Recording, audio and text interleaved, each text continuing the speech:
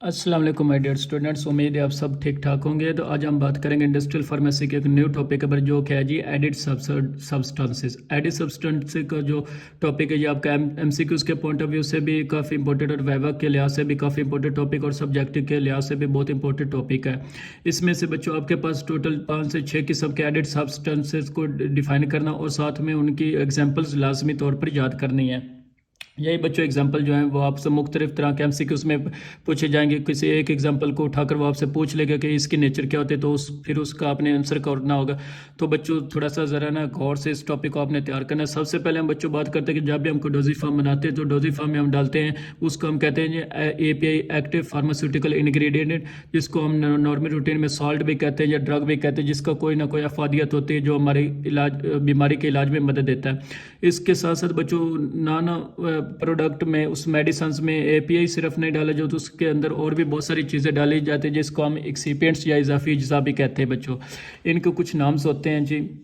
और ये जो इजाफी अज्जा जो हमारे प्रोडक्ट को फ़ायदा पहुंचाते हैं, किस तरह से फ़ायदा पहुंचाते हैं, किस जो अपने एक्सीपिएंट्स का काम होता है, वो आज के लेक्चर में हम 1 बाय 1 डिस्कस करेंगे। सबसे पहले बच्चों हम बात करते हैं प्रिजर्वेटिव्स को बच्चों हम कहते हैं महफूज कुनिंदा कहते हैं। ये ऐसे केमिकल्स होते हैं बच्चों जिनको कभी भी किसी भी ड्रग के अंदर डालेंगे तो ये आपके प्रोडक्ट की लाइफ को बढ़ा देंगे। कैसे बढ़ा देते हैं? क्योंकि ये बच्चों आपके प्रोडक्ट को जरासीमों से बचाते हैं, जरासीमों को अटैक करने से बचाते हैं। इसके अंदर गैस को इंटर होने से, प्रोडक्ट के अंदर गैस का अंदर अपना प्रोडक्ट के अंदर गैस को इंटर नहीं होने देते, सनलाइट को इंटर नहीं होने देते, प्रोडक्ट को इस तरह महफूज रखते हैं। और अपना लिहाजा ये जो आपके जो केमिकल्स हैं, जो दवाई है वो लंबे टाइम तक चल सकती है। सो विदाउट प्रिजर्वेटिव्स जो ड्रग की लाइफ होती है वो कुछ दिनों के होती है। जब आप प्रिजर्वेटिव्स डाल देते तो जो ड्रग की लाइफ होती है वो कई महीनों या कई सालों तक भी बढ़ जाती है। सो प्रिजर्वेटिव्स जो है ऐसे chemical substance which are added into the product कि यानी मेडिसिन में to prevent the growth of the micro organism, जो कि किसी भी दवाई के अंदर जब डाले जाते हैं तो ये माइक्रो ऑर्गेनिजम्स की ग्रोथ को कम कर देते हैं। आप इतना भी लिखाते हैं बच्चों, जस्ट उसका एक फंक्शन भी बता देते तो आपकी डेफिनेशन जो है वो कंप्लीट हो जाती। साथ में बच्चों आपने कोई से 2 एग्जांपल्स लाजमी देनी होती है, बट कोशिश करें कि आप ये एग्जांपल जो है सारी याद करें, क्योंकि एग्जांपल के जो है एमसीक्यूज के लिहाज से काफ़ी इंपॉर्टेंट है। क्योंकि अगर आप पहली 2 यूज़ अपना याद कर लेंगे तो हो सकता है वो कोई 3rd या 4th में से पूछ ले एमसीक्यूज में, तो इस तरह फिर आपको वहाँ पर पता नहीं चलना, आपका एमसीक्यूज गलत हो सकता है। तो एग्जाम्पल आपने बिल्कुल नहीं छोड़नी। सो हम कौन कौन से केमिकल्स जो हैं जिनको हम एज ए प्रिजर्वेटिव इस्तेमाल करते हैं, यानी कि वो जरासीम को ग्रोथ को रोकते हैं, तो हमारे पास बच्चों आता है benzoic acid, sodium benzoate, quaternary, ammonium salt, butyl paraben, methyl paraben और क्लोरोब्यूटेनॉल। ये 6 केमिकल्स ऐसे हैं बच्चों जिसमें से कोई भी केमिकल्स आप किसी भी ड्रग के अंदर डाल कर उसकी लाइफ को इंक्रीज कर सकता है। फिर बच्चों आता है जी एंटीऑक्सीडेंट। क्या होता है? हमारी बॉडी के अंदर बच्चों एक केमिकल प्रोसेस होता है जिसको हम ऑक्सीडेशन कहते हैं। ऑक्सीडेशन बच्चों एक ऐसा केमिकल प्रोसेस है जिसमें 2 सब्सटेंस एक दूसरे के साथ रिएक्ट करते हैं और एक सब्सटेंस के इलेक्ट्रॉन निकल कर दूसरे सब्सटेंस के पास चले जाते हैं। ठीक हो गया? तो हम कहते हैं कि दोनों केमिकल्स क्या क्या हुई है? ऑक्सीडेशन। अब जब ये ऑक्सीडेशन का प्रोसेस होता है, जब ये इलेक्ट्रॉन एक चीज़ से निकलकर दूसरी चीज़ में जाते हैं तो उसके रिजल्ट में हमारी बॉडी के अंदर कुछ फ्री रेडिकल्स बनते हैं। फ्री रेडिकल्स हमारे टॉक्सिक मटेरियल होते हैं, जहरीले मादे होते हैं जो कि हमारी बॉडी के अंदर आवारा घूमते रहते हैं। नाम बता रहा है फ्री, आज़ादाना। फ्री का मैंने आज़ादाना, और रेडिकल इनके ऊपर चार्ज होता है। ये बॉडी में आज़ादाना घूमते रहते हैं। अगर ये हमारी बॉडी के अंदर अपना आज़ादाना घूमते रहेंगे तो ये हमारी बॉडी को नुकसान पहुँचाएंगे और हमारी बॉडी में जहरीलापन पैदा करते हैं। लिहाजा कोई भी ऐसा केमिकल जो कि आपकी बॉडी के अंदर जाकर इन फ्री रेडिकल्स को पकड़ लेता है, आपके बॉडी के जाकर इनको किल्स कर देता है, लिहाजा आपको टॉक्सिसिटी से बचा लेते हैं, उसको केमिकल्स को हम कहते हैं जी एंटीऑक्सीडेंट। सो सिंपली अगर बात की जाए तो एंटीऑक्सीडेंट ऐसे केमिकल्स होते हैं जो हमारी बॉडी में फ्री रेडिकल्स को रोकते हैं और उनको किल करते हैं और हमारी बॉडी को लाइफ को इंक्रीज करते हैं। सो सेम जो एंटीऑक्सीडेंट ये दवाइयों में भी डाले जाते हैं कि जो हमारी दवाई हमारी बॉडी के अंदर जानी होती है। ये एंटीऑक्सीडेंट ना सिर्फ हमारी दूसरा अपना मेडिसिन को प्रोटेक्ट करते हैं बल्कि हमारी साथ साथ हमारी बॉडी को भी फ्री रेडिकल से प्रोटेक्ट करते हैं। सो ऑक्सीडेशन एक ऐसा केमिकल प्रोसेस है बच्चों जिसमें इलेक्ट्रॉन ट्रांसफर होते हैं फ्रॉम एक सब्सटेंस से दूसरे substance and produce the free radicals. Free radicals जो हैं जो डैमेज करते हैं हमारे बॉडी सेल्स को, इतना डैमेज कर सकते हैं कि इंसान की डेथ भी हो सकती है। Antioxidant are used to reduce the oxidation in finish product. Antioxidant किसी भी अपना मेडिसिन में डालते हैं, वो जब दवाई हम खाते हैं तो हमारे वो बॉडी में ऑक्सीडेशन को रोकते हैं और एज ए रिज़ल्ट उस प्रोडक्ट में ऑक्सीडेशन भी नहीं होती और साथ साथ आपकी बॉडी में भी ऑक्सीडेशन और फ्री रेडिकल्स नहीं बनते। लिहाजा ये they enhance the stability of the API active pharmaceutical ingredients. लिहाजा जो भी आपका सॉल्ट है वो ज़्यादातर देर तक स्टेबल रहता है, उस पर रिएक्शन नहीं होता और वो लंबे टाइम तक आपकी बॉडी के अंदर काम कर सकता है। इसकी कुछ बच्चों एग्जांपल हैं, जैसे कि एस्कोर्बिक एसिड है, सोडियम बाइसल्फेट है, सोडियम एस्कोर्बेट है। ये कुछ केमिकल जिनको हम एंटीऑक्सीडेंट के तौर पर इस्तेमाल कर सकते हैं। अब वो आपसे MCQs में पूछ सकता है कि जो आपको एग्जांपल देगा, वो आपको क्वेश्चन देगा which following is the antioxidant, 3 name आपको दे देगा, एक आपको ये दे देगा इनमें से। तो अगर आपने नाम याद किए होंगे तो आपको पता होगा कि कौन सा केमिकल एंटीऑक्सीडेंट और कौन सा केमिकल जो प्रिजर्वेटिव एजेंट्स। तो एग्जांपल ने बच्चों आपने हर सूरत में तैयार करना है। तीसरी जो बच्चों हमारे पास आता है वो है जी स्लोबलाइजर्स। नाम बता रहा है कि ऐसे केमिकल्स होते हैं जो कि हल पजीरे को बढ़ाने का काम करते हैं। समटाइम्स जब दवाई हम बना रहे होते हैं तो उसमें हम 2 ऐसी चीज़ों मिक्स कर देते हैं जिनको अंदर मिक्स होने की सलाहियत नहीं होती। सिंपल सी एग्जांपल है बच्चे आपके सामने कि अगर पानी के अंदर ऑयल को मिक्स करना चाहते हैं तो पानी के अंदर ऑयल कभी मिक्स नहीं होगा, क्योंकि या पानी के अंदर आप रेत को मिक्स करना चाहते तो पानी के अंदर रेत कभी भी मिक्स नहीं होगी, बल्कि रेत नीचे बैठ जाती। तो इस तरह की कंडीशन में 2 ऐसे केमिकल जो एक फ़ायदेमंद हैं लेकिन उनके आपस में कंपेरेबिलिटी नहीं है, आपस में हल होने की सलाहियत नहीं है। तो इस तरह के केमिकल्स को आपस में हल करने के लिए हम एक एक्स्ट्रा केमिकल डालते हैं। इन केमिकल्स हम कहते हैं जी स्लोबलाइजर्स कहते हैं। Solubilizers are use to improve the solubility of the hydrophobic substance. Hydro means water, phobic means खौफ, फोबिक मीन्स खौफ। ऐसे सब्सटेंस जो पानी में हल होना पसंद नहीं करते और पानी से उनको खौफ आता है, इस तरह के सब्सटेंस को इस तरह के सब्सटेंस को हम हल करने के लिए उसके अंदर क्या डालते हैं जी स्लोबलाइजर डालते हैं। एग्जांपल्स में हमारे पास है स्लोबलाइजर में आ जाता है ये जो हमारी जो बायोअवेबिलिटी को इंक्रीज करता है। बायोअवेबिलिटी क्या होती है? जो बायोअवेबिलिटी होती है कि जो जब कोई भी दवाई आप खाते हैं तो उस दवाई के अंदर कितनी % आपकी बॉडी में जाके काम करती है, उसको हम कहते हैं जी बायोअवेबिलिटी कहते हैं। अब जब भी आप ओरल मेडिसिन खाते हैं तो ओरल मेडिसिन जो है जो आप उनको टेक करते हैं तो रास्ते में बहुत सारे एंजाइम्स उस पर अटैक करते हैं। मैदे से गुजरते हुए, स्मॉल इंटेस्टाइन से गुजरते हुए जो हमारी जो ड्रग होती है उसमें से काफ़ी सारी दवाई जो है ज़ाया हो जाती है, तो वो हमारे बॉडी के अंदर काम नहीं करते। तो हम कह सकते हैं कि जी अगर हम 500 mg के टैबलेट खा रहे हैं तो उसमें से 500 mg के 500 ही हमारे टारगेट तक नहीं पहुँचते, रास्ते में बहुत सारी दवाई जो ज़ाया हो जाती है। तो ज़्यादा बायोअवेबिलिटी की मेडिसिन जो होती है ओरल मेडिसिन को वो कम होते हैं। इसके बरक्स जब आप इंजेक्शन इस्तेमाल करते हो, जो इंजेक्शन की जो बायोअवेबिलिटी होती है वो 100% होती है। खासतौर पर जब आप IV इंजेक्शन यूज़ करते हैं, जब कोई भी ड्रग को आप ब्लड के अंदर डायरेक्ट लगाते हैं तो वो दवाई जो जितनी आपकी फॉर एग्जांपल आपने 2 ml का इंजेक्शन लगाया तो 2 ml आपकी ब्लड के अंदर पहुंचती है। और तो हम कह सकते हैं कि जो हमारी ड्रग की जो बायोअवेबिलिटी है, ड्रग की जो हमारी बॉडी के अंदर कितनी मिकदार में पहुंची है ड्रग की, तो उसको हम कहते हैं जी बायोअवेबिलिटी। जो हमारी पेरेंटल मेडिसिन होती है, जब खासतौर पर IV जो मेडिसिन है इनकी बायोअवेबिलिटी 100% होती है। ये चीज़ आपने फार्माकोलॉजी में भी पढ़ी होगी।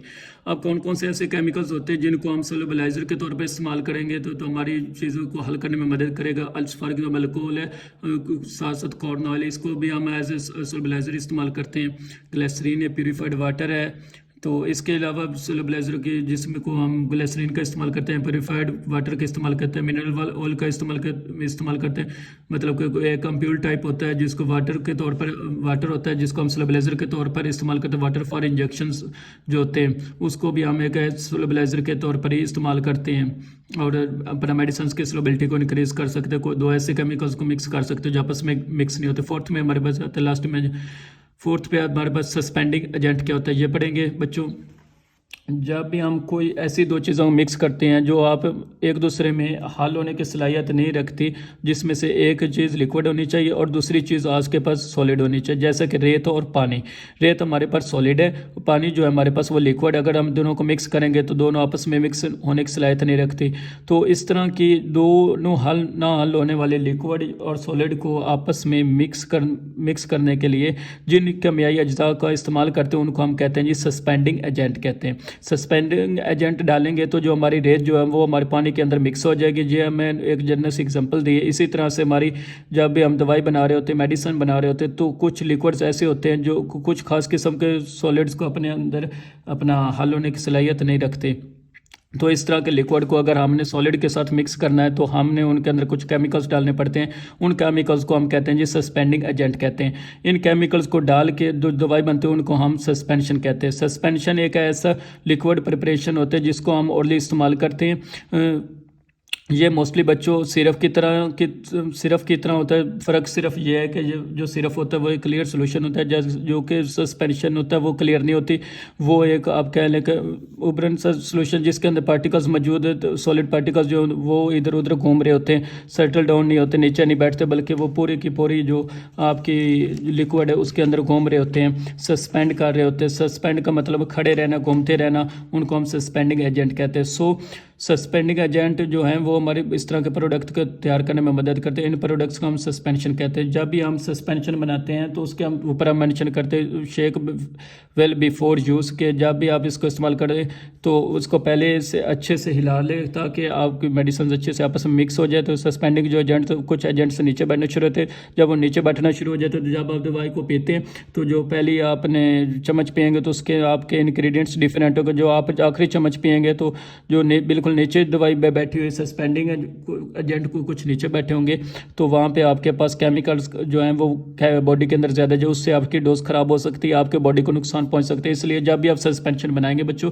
उसको अच्छे से हिलाएंगे। उसको हिलाने के बाद पेशेंट के बॉडी के अंदर इंट्रोड्यूस कराते हैं ताकि एक equally amount of the ingredients जो हैं वो पेशेंट के अंदर जा सके। बच्चों, एक ऐसा एजेंट जो कि यूज़ किया जाता है in the suspension to increase the viscosity.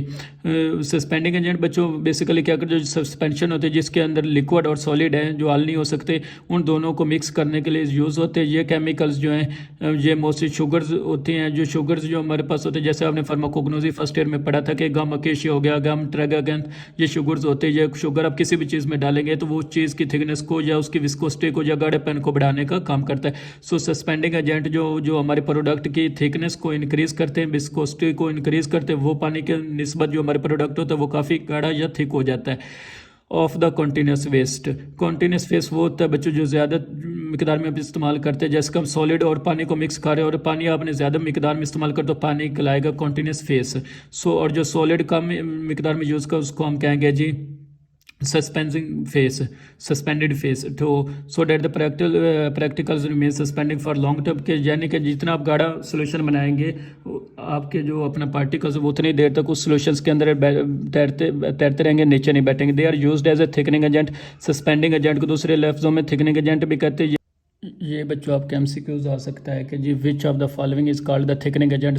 Option देगा अगर सस्पेंडिंग एजेंट, बफर्स या स्टेबलाइजर, तो वो आप जो अपना सस्पेंडिंग एजेंट जो शुगर्स होते हैं तो वो हमारे प्रोडक्ट को थिक करने का काम करते हैं। They are use to prevent the sedimentation का मतलब होता है बच्चों नीचे बैठ जाना ऑफ द सस्पेंडिंग एजेंट।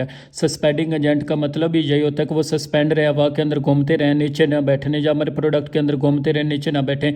तो ये जो सस्पेंडिंग एजेंट होते हैं ये प्रोडक्ट को अपना दूसरा जो हमारी सस्पेंडिंग जो एजेंट है ये क्या करते हैं कि उन पार्टिकल्स को या जो सस्पेंडिंग एजेंट होते हैं उनको लिक्विड के अंदर घूमते रखते हैं, उनको नीचे बैठने नहीं देते, लाजम हमारे प्रोडक्ट की जो क्वालिटी है वो सही रहती है। अब कौन कौन से सस्पेंडिंग एजेंट यूज़ कर सकते हैं? ज़्यादातर जो शुगर्स है जैसे कि केशिया है, ट्रागाकैंथ है, जिसको गूंद कितर कहते हैं, गूंद कतीरा कहते हैं, जेलेटिन, ये भी हमारे पास घरों में जो जेलेटिन जिसे कहते हैं कैप्सूल्स की कवरिंग यूज़ करते हैं वो जेलेटिन की बनी हुई होती है। जो घरों में आप कस्टर्ड के ऊपर जाली लगाते हैं वो जेलेटिन की बनी होती है। ये सारी की सारी शुगर्स है बच्चों में। अपना जैंथिन गम है, सेलुलोज के मुख्तलिफ टाइप हैं, पाउडर फॉर्म में सेलुलोज, मिथाइल सेलुलोज होता है, माइक्रो क्रिस्टलाइन अपना सेलुलोज हो सकता है। सेलुलोज बेसिकली पॉलीसैकेराइड शुगर है। ये सारी हम सस्पेंडिंग एजेंट के तौर पर इस्तेमाल करते हैं।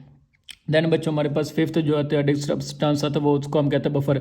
बफर जो है वो भी ऑलरेडी फार्मास्यूटिक्स में पढ़कर, बफर एक ऐसे सॉल्यूशंस को कहा जाता है जो कि जिसके अंदर आप कोई भी पानी ऐड करें या उसको पतला करें तो वो अपने पीएच को तब्दील नहीं करता बल्कि पीएच को मेंटेन करने की सलाहियत रखता है। इस तरह के सॉल्यूशंस को हम बफर सॉल्यूशंस कहते हैं। बफर सॉल्यूशंस के अंदर हम ये सलाहियत होती है बच्चों के, उनके अंदर जितना भी पानी ऐड कर दें ना तो उनके पीएच एसिडिक की तरफ जाते ना उनके पीएच के बेसिक की तरफ जाते। जो पानी डालने से पहले थी पीएच बाद में भी वो सेम ही रहती है, उसको हम बफर्स कहते हैं। बफर्स को हम बहुत ज़्यादा इस्तेमाल किया जाता है क्योंकि हमारी बॉडी के आपको पता है कि मुख्तलिफ किस्म पार्ट्स की मुख्तलिफ पीएच होता है। अगर हमारी कोई भी चीज़ अपने किडनी में डालने तो किडनी की पीएच डिफरेंट है, ब्रेन की जो पीएच बेस है वो डिफरेंट है, स्टमक की बेस डिफरेंट है, तो हम चाहते हैं कि जो हम बफर सोल्यूशन का इस्तेमाल करें ताकि हमारी बॉडी के अंदर जितने भी ऑर्गन्स हैं वो अपने पीएच के ऊपर काम कर सकते हैं। यही सेम सोल्यूशन हम लेबोरेटरीज के अंदर बना सकते हैं। कैसे बनाएंगे कि जी एक ऐसा सोल्यूशन होता है जिसमें मिक्सचर होता है, एक वीक एसिड होगा और उसकी कंजुगेट बेस होगी। कभी भी लफ्ज़ आपने स्ट्रॉन्ग नहीं लिखना बफर बनाने के लिए, या तो वीक एसिड इस्तेमाल को या फिर वीक बेस इस्तेमाल होगी। अगर हम वीक एसिड इस्तेमाल करेंगे तो उसकी कंजुगेट का मतलब है कि उसके साथ मिक्स क्या करेंगे, बेस। और अगर हम वे के बेस इस्तेमाल करेंगे तो उसके साथ जो किसको कंजुगेट करेंगे या किसको मिक्स करेंगे वो एसिड को इस्तेमाल करते हैं। इस यहाँ पर लफ्ज़ जो वीक है वो काफ़ी इंपॉर्टेंट है। तो बफर रेजिस्ट टू चेंज जो अपने पीएच में तब्दीली के ऊपर मज़ामत करते हैं, तब उनके अंदर पानी डाला। बफर यूज टू रेजिस्टेंट, ये जो कुछ एग्जांपल्स है, थोड़े से बड़े बड़े केमिकल्स नाम है जो अपने बफर्स के तौर पर इस्तेमाल करना। पोटाशियम फॉस्फेट है, सोडियम एसीटेट है बच्चों, sodium citrate, anhydrous and dihydrate है, एसिटिक एसिड सोडियम एसीटेट है, बोरिक एसिड सोडियम बोरेट है, citric acid sodium citrate, phosphorous acid potassium phosphate. कोई भी ये रह जो तो आपने 2 से 3 नेम याद कर लेंगे और आपसे वेब में पूछेंगे कि कोई से कोई 2 मुझे एग्जाम्पल दे, कोई कौन से chemicals as a buffering agent use होते हैं। तो आपने कोई से 2 नाम इस्तेमाल करने, कौन सा केमिकल आप अपना सस्पेंडिंग एजेंट के तौर पर इस्तेमाल होता है, तो आपने कोई से 2 नाम बता देने, याद कर लेने, ठीक है। उसके बाद आ जाए एप्लीकेशन ज़्यादा बफर्स के, बफर सोल्यूशन क्यों बनाते हैं और उसको हम कहाँ कर इस्तेमाल करते हैं। बफर सोल्यूशन हम इस्तेमाल करते हैं in the formulation of the ophthalmic solution. Ophthalmic वो दवाइयाँ होती हैं जिनको आप आँख में डालते हैं। जो हमारी जो आँखें हैं, हमारे पास जो आँखों में सांसों निकलते हैं, टेयर्स निकलते हैं, उनकी अपनी एक पीएच होती है, उनकी अपनी सॉल्ट कंसनट्रेशन होती है जिसको हम एसिटोलिसिटी कहते हैं। हम कोई भी चीज़ आँख के अंदर ऐसे नहीं डाल सकते, या ना तो आप आँख के अंदर डायरेक्ट पानी डाल सकते हैं, ना आप इंजेक्शन डाल सकते हैं, जब तक उस सोल्यूशंस की जो कंपोजिशन है उससे सेम ना हो, जैसे कि आपकी आँख से निकलने वाली आंसू की कंपोजिशन होती है। अगर वो सेम नहीं होगी तो आपकी आँखों में से आंसू आने शुरू हो जाएंगे और आपकी आँखों में से इन्फ्लेमेशन होना शुरू हो जाएगी, रेडिएशन होना शुरू हो जाएगी, इरिटेशन होना शुरू हो जाएगी। जब भी हम बफर सोल्यूशन बनाते हैं, जो हमारी को आइज़ की प्रिपरेशन हो, उसके अंदर बफर सोल्यूशन इस्तेमाल करते हैं। अगर हमने किसी ड्रग को आँख में डालना है तो उसको पहले हम बफर सोल्यूशन के साथ मिक्स करेंगे, फिर हम आग के अंदर डाल सकते हैं। इसी तरह साथ साथ फर्मेंटेशन के प्रोसेस होता है। ये फर्मेंटेशन का ऐसा एक प्रोसेस है जिसके अंदर हम एक अल्कोहल बनाते हैं शुगर से, उसको फर्मेंटेशन कहते हैं। और उसमें भी हम बफर का इस्तेमाल किया जाता है। केमिकल एनालिसिस अपना किसी भी केमिकल की स्टडी करनी तो भी हम अपना बफर का इस्तेमाल करते हैं। और पीएच को मीटर्स को, जो पीएच मीटर्स हैं उनको कोलैबोरेट करने के लिए, उनको चेक करने के लिए कि पीएच मीटर सही काम कर रहा है या नहीं सही कर रहा, तो फिर भी हम बफर का इस्तेमाल करते हैं। तो लास्ट पे हमारे पास बच्चों आते हैं स्टेबलाइज़र। स्टेबलाइजर्स क्या होते हैं? स्टेबलाइज़र का लफ्ज़ निकला स्टेबल करना, यानी कि अपने पोजीशन के ऊपर कायम रखना। स्टेबलाइज़र एक कोई भी ऐसा केमिकल हो सकता है जो कि आपके ड्रग के अंदर केमिकल्स रिएक्शंस को रोकता है, उसको हम स्टेबलाइजर्स कहते हैं। ठीक हो गया बच्चों? कोई भी ऐसा केमिकल जो आपके ड्रग के अंदर, आपके प्रोडक्ट के अंदर केमिकल्स को, रिएक्शंस को रोकता है, उसको हम स्टेबलाइजर्स कहते हैं। जैसा कि हमने सस्पेंडिंग एजेंट पढ़ा था। सस्पेंडिंग एजेंट क्या कर रहे थे कि ये सस्पेंशन बनाने में काम आ रहा था और हमारे प्रोडक्ट को थिकनेस प्रोवाइड कर रहे थे। हमने प्रिजर्वेटिव्स पढ़े जो कि जरा से प्रोडक्ट बचा रहे थे। हमने बफर्स पढ़े जो कि हमारी पीएच को चेंज नहीं होने दे रहे थे। ये सब के सब केमिकल्स एज ए स्टेबलाइजर इस्तेमाल होते हैं। क्योंकि इस सब के सब केमिकल जो है हमारे प्रोडक्ट के अंदर केमिकल्स जो है रिएक्शंस को रोकते हैं, इनको हम स्टेबलाइजर कहते हैं। तो ये भी आपके एक इंपॉर्टेंट एमसीक्यूज है कि which of the following is the stabiliser. तो ऑप्शन दे सकता है कि अपना ऑप्शन ए अपना स्टेबलाइजर्स हो गया, ऑप्शन 2 बफर्स हो गया, ऑप्शन सी हो गया अपना क्या उसे बोलते हैं प्रिजर्वेटिव्स, ऑप्शन डी हो सकता है ऑल। तो ये सब के सब एज ए स्टेबलाइजर इस्तेमाल होते हैं। सो ये था आपका बड़ा important topic about the added substance. Total 6 अपना सब्सटेंस हमने एडिड सब्सटेंस अपना डिस्कस किए हैं। तो उम्मीद है आपको ये लेक्चर पसंद आएगा। अगर चाहे लेक्चर पसंद है तो अपने दोस्तों से ज़रूर शेयर कीजिएगा। अगर किसी बात की समझ ना आई हो, कोई पॉइंट मिस हो गया तो कमेंट सेक्शन में लाजमी पूछ सकते हैं। तो नेक्स्ट वीडियो तक के लिए इजाज़त दीजिए। अल्लाह हाफिज़।